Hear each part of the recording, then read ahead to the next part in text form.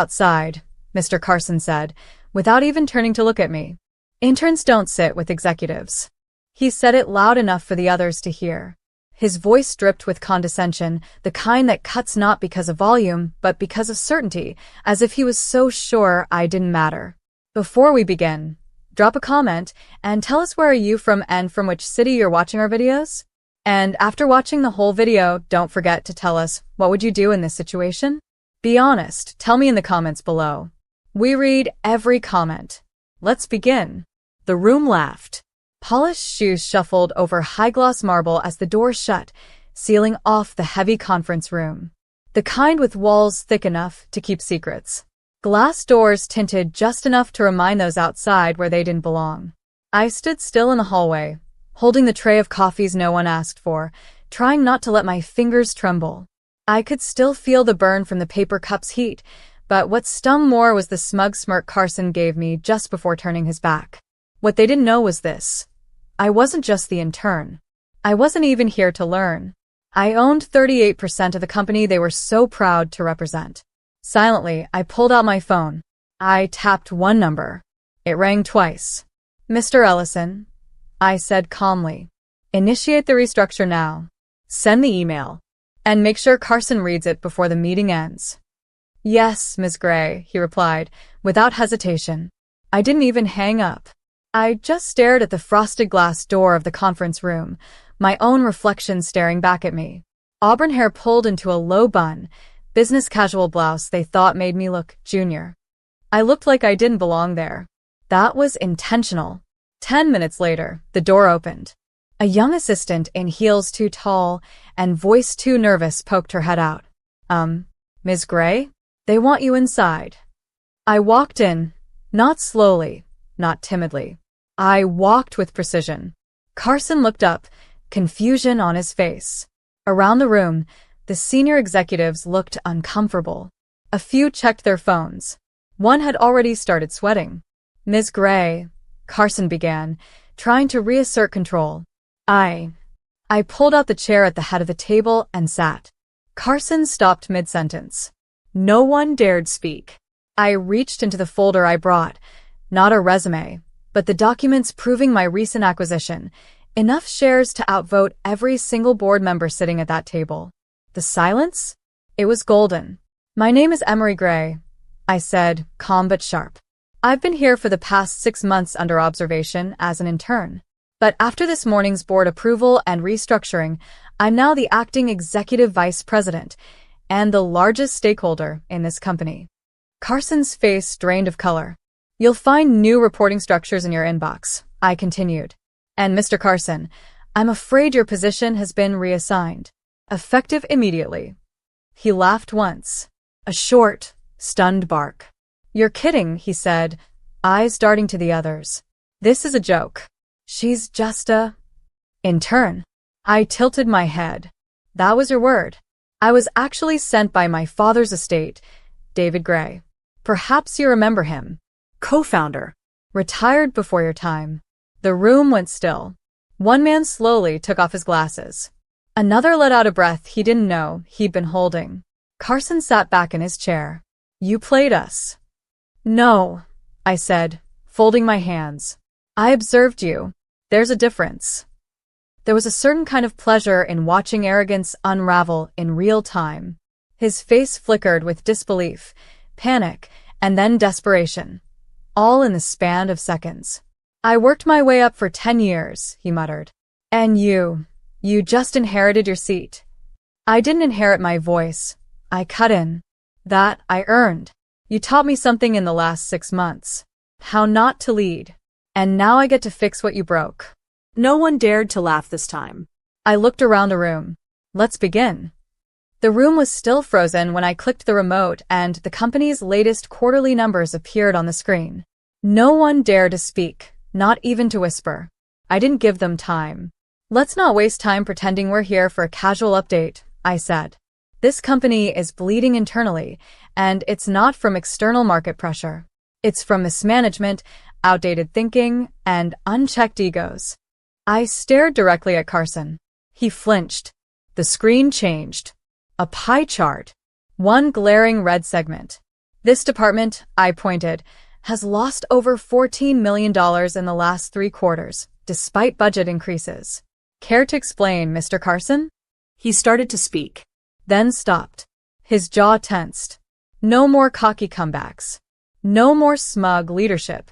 Just silence. Of course, I continued coolly. You won't have to answer today. Since your new role is officially Director of Legacy Operations, an honorary position with no executive authority. HR will escort you to clean your office after this. He opened his mouth again, but I held up one hand. I suggest you don't speak until you've read your NDA. It was revised this morning. He looked at the others, those who once followed his every word. They didn't even blink. Power shifts like an avalanche. Slow at first, then unstoppable. A woman on the far end, Maya Freeman, Director of Legal, cleared her throat gently. Ms. Gray, she said with an uncertain smile, what exactly is the plan going forward? I appreciated the question. She was testing me but also offering me the floor. I met her gaze. Transparency, accountability, and modernization. We're not gutting the company. We're cleaning the infection. Somewhere in the room, someone softly muttered, finally. I kept going, sliding page after page, until we hit a slide labeled New Executive Appointments. The room tensed. 3 names filled the screen. Young names. Unfamiliar ones to most of the old guard. Names I had spent the last few months researching. People who worked hard, stayed unseen, and were never invited into the room simply because they didn't play golf or wear a Rolex. They were already waiting outside. I nodded to the assistant. The doors opened. 3 people walked in, mid-30s, early 40s, confident but respectful. All dressed modestly. All confused until they saw me. Then their eyes lit up. I introduced each one. I didn't use titles like Mr. or Ms. I used full names. I explained their work history in the company, their ideas, their impact, and why they now hold the positions of COO, CFO, and Chief Strategy Officer. Carson laughed dryly. This is a joke. A complete circus. I slowly turned to him. Mr. Carson, I said, you called me sweetheart on my first week here and asked if I knew how to use the printer. Remember that? He froze. You forgot the intern might be the one watching you. That shut him up. I turned to the others. You all thought I was just someone trying to get a full-time position. What I wanted was to see how you treat people when you don't think they're important. And it was true. The microaggressions, the looks, the dismissals, the way everyone assumed my silence was ignorance instead of strategy. My father didn't give me this position, I added. He told me I could earn it if I had the guts to walk through fire and stay silent long enough to learn. Now it was Maya who spoke. And what happens now? now. I said. We build something better. A round of hesitant nods followed. By noon, Carson was gone. Walked out without a word, security flanking both sides. Some of the execs didn't even look up when he left. One even smiled faintly. Karma's footsteps are slow, but heavy. Back in my temporary office, the one they put me in near the copy room, I finally exhaled. My hands trembled a little. It wasn't over. It had only just begun. My phone buzzed. It was a message from my mother. Saw the email. So proud of you. Your dad would be too. Come home tonight. I'll cook. I smiled, then stared at the ceiling. For 6 months I ate lunch alone. Was told to stay quiet in meetings I wasn't even allowed into. Endured whispers, rumors, and fake smiles. All so I could see the truth with my own eyes. And I had. Now, I wasn't just here to claim a title. I was here to rebuild a culture that destroyed people quietly. And I knew the battle ahead wouldn't be pretty. Especially since Carson wasn't the only one who'd underestimated me. 2 days after Carson's removal, the company's hallways felt colder, not literally, but in the way people whispered when they thought no one was listening. Old alliances were crumbling. New power dynamics were forming. And in the center of it all, I could feel the tension boiling. I wasn't just the new EVP now. I was the girl who took down a legend. To some, that made me a hero. To others, a threat. The night before, I'd received an anonymous email. No text. Just an image attached. It was a photo of me, alone, sitting on a bench outside the office at 8:12 p.m. From across the street.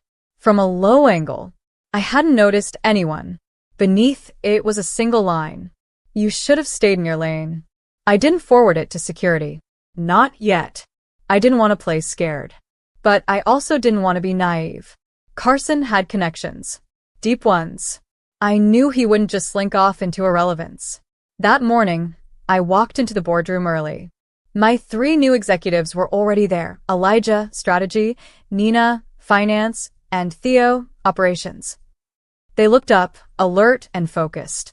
We've got a problem, Theo said, tapping his iPad. Someone leaked next quarter's marketing plan. Competitor just posted a campaign, almost identical. Same slogan. Same timing. Internal leak? I asked.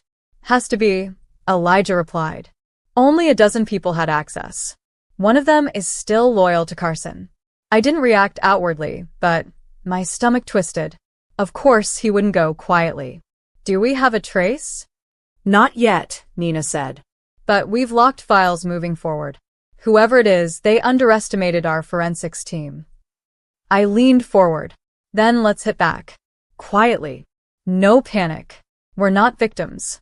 We're smarter. The meeting shifted into overdrive. I was no longer the silent intern. I was the strategist. The one calling the plays. But deep down, I felt it. That sinking feeling in the gut when you know something bigger is coming. That feeling was confirmed when Maya, our legal director, walked in an hour later with a hard face. You're going to want to see this, she said, placing a folder in front of me. Inside were transcripts, memos, screenshots, an entire trail of correspondence between Carson and 2 lower-level directors, coordinating sabotages, slowing down initiatives, even misleading investors. My hand gripped the edge of the table. This is felony level, Maya said quietly. SEC would have a field day. We can bring it public if you want. No, I said. Not yet. Why? Because I want to talk to him first. That evening, I had him tracked. He was having drinks at a luxury hotel bar downtown. Still smug enough to wear the same silver tie pin he always wore, the one shaped like a wolf. Fitting. I didn't call ahead. I showed up. He spotted me before I reached him. For a second, there was a flicker of something in his eyes. Surprise? Regret? No. Just calculation. Well, he said, sipping his bourbon. The princess descends. You sent someone to take pictures of me? I said flatly. You leaked our plans. And now you've dragged others into this. I could ruin you. You already did, he said calm. But Emery, let me ask you something. Do you really think you belong there? Or are you just a rich girl with access? I didn't blink. I earned every second I spent being treated like a nobody in that building, I said. I saw how you ran it. With ego. With favoritism. With fear. You're scared of being replaced by someone who didn't need to tear others down to rise. He chuckled, swirling his drink. You think you're better than me? No, I said. I know I am. His grin faded. I dropped the folder on the table. He glanced at it. I brought this here as a warning, not a threat. You have until tomorrow morning to resign officially. Publicly. Take your buyout and walk. Or I'll burn everything. His jaw clenched. You wouldn't. I would, I said. Because I don't need approval. I need progress. I turned to leave, then paused. You know what really scares you, Carson? It's not that I'm better. It's that I didn't need to become like you to win. The next morning, the company's newswire lit up. Carson Lang, longtime executive, announces formal resignation. Cites health and family reasons. Internally, his betrayal was exposed, sanitized, and buried in legalese. But I knew. I'd won the battle. But the war for the company's soul was just beginning. Because now the spotlight wasn't just on me. It was only on me. And not everyone cheering wanted me to succeed. 2 weeks after Carson's resignation, things started moving fast, maybe too fast. I'd become the public face of a company no one thought I'd lead. And now, I was being flown out to Zurich to meet with a potential international investor, someone our company desperately needed to secure long-term stability. But I wasn't nervous about the flight or the pitch. I was nervous about something else. The whispers. Back at headquarters, I'd started to notice things. Meetings being rescheduled without my knowledge. Files locked behind vague IT errors. And the way 2 department heads suddenly stopped looking me in the eye. I wasn't paranoid. I was paying attention. In Zurich, I stepped into a sleek glass office overlooking the lake. Mr. Elias Bernard, the investor, stood as I entered. He was in his late 50s, sharply dressed, calm but sharp-eyed. He smiled with measured curiosity. "I've read a lot about you, Ms. Gray," he said. "They say you dethroned a king." I smiled politely. I didn't come to dethrone anyone. I came to rebuild what was crumbling. He nodded. "Let's see what you're building, then." For the next hour, I walked him through projections, restructuring plans, team performance metrics, everything. He listened intently, occasionally raising a brow, but never interrupting. And then, just when I felt the room was tipping in my favor, he closed the folder and leaned back. "I have one concern," he said. "Some people in your company, people with influence, they're not convinced you have full control." My chest tightened. "Excuse me?" I asked carefully. "They say there's instability at the top. Leaks. Shifting loyalties. Someone's leaking updates to competitors. And someone else might be planning a quiet vote to push you out." I froze. "How do you know this?" I asked. He smiled calmly. "I have ears in your boardroom, just like you did when you played the intern." For a moment, I sat there, unable to speak. He leaned forward, voice softer now. "Here's what I want to know, Ms. Gray. Are you still playing defense, or are you ready to play offense?" That night, back in my hotel, I couldn't sleep. The faces of my team flashed through my mind: Elijah, Nina, Theo. Could one of them be working against me? No, I didn't want to believe that. But I couldn't afford to be sentimental. At 3:27 a.m., I called Maya. "I need background checks on every board member. Discreet. Every single one." "Even your team?" "Especially my team." Back in the States 3 days later, I walked into the office differently.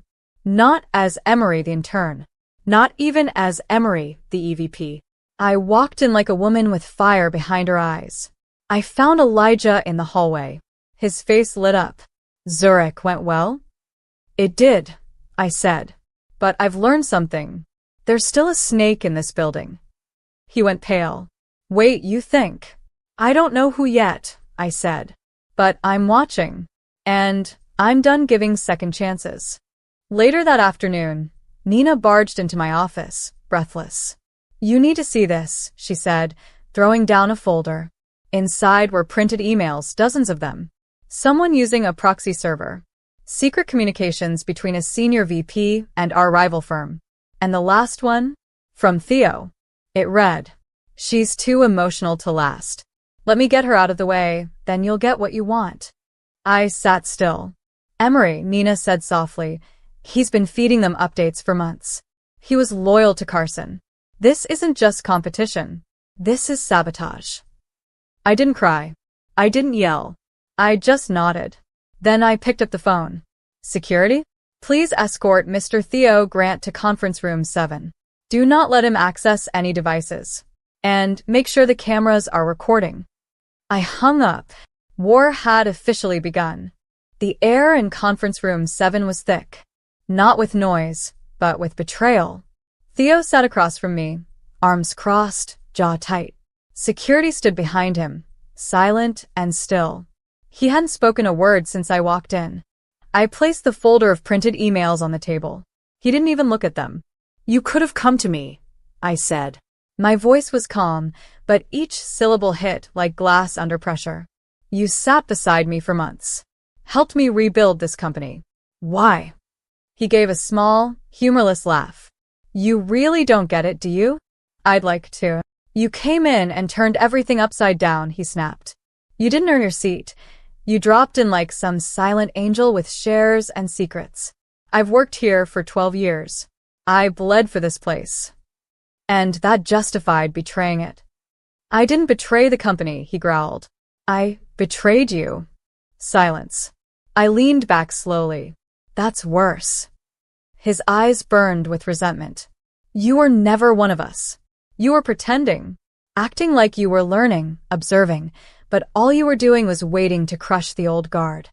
No, I said firmly. I was learning who deserved to stay. I stood up, the folder still unopened between us. You're suspended effective immediately. Full investigation begins today. Your access is already revoked. Legal will follow up. He smirked.